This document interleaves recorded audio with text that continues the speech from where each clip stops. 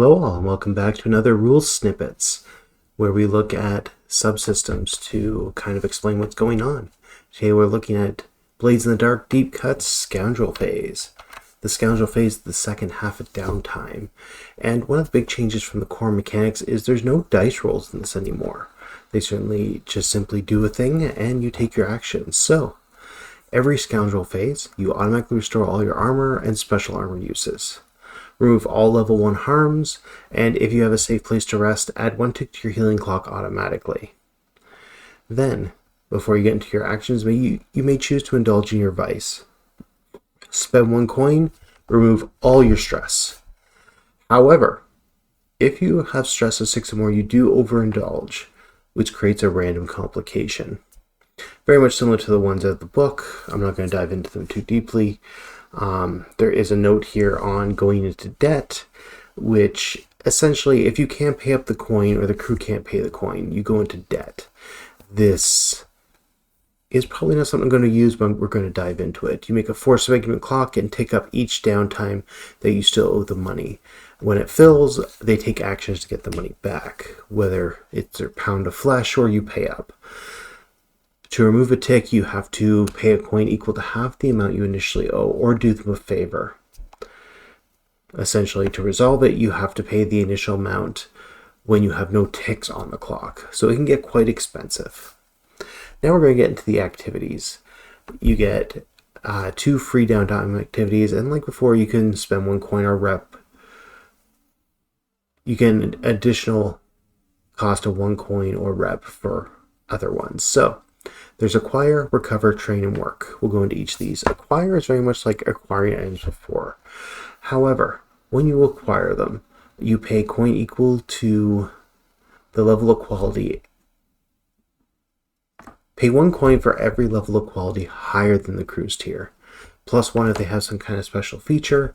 +1 if it's exceptionally hard to get. This could cost extra coin or heat depending on what you need.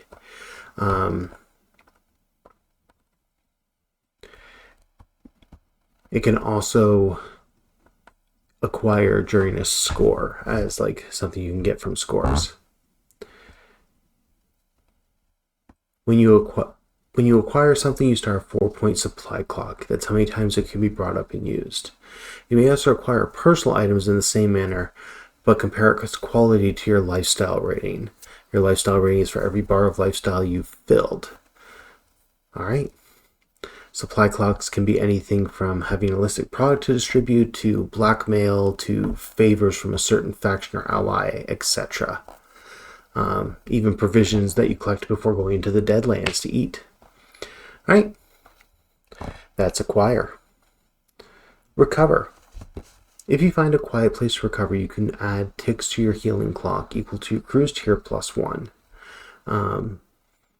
You can also hire a physiker to remove levels of harm. They tend to do whatever their quality is, which is usually 2 ticks plus an additional coin for each additional one. Alternatively, you can go to a hospital. Going to a hospital either costs 1 heat and 2 coin or 3 coin, and it removes all harm. Alright, training.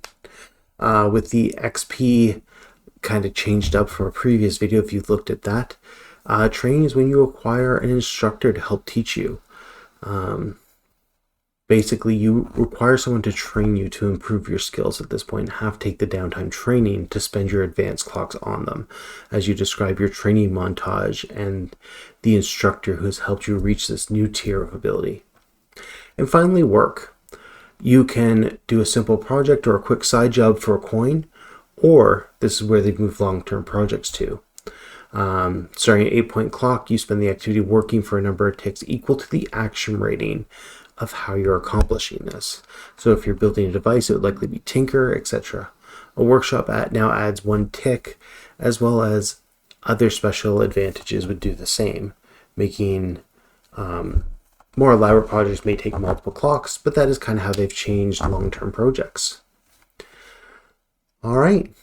With that, just some notes. Anything that would add +1 healing die adds a tick to healing clock when you heal. Anything that would reduce heat or give plus to reducing heat rolls just auto lowers the heat by 1. All right, And with that, that's looking at deep cuts downtime.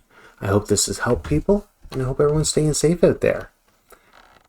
For now, I will say goodbye, and I'll see you at the table.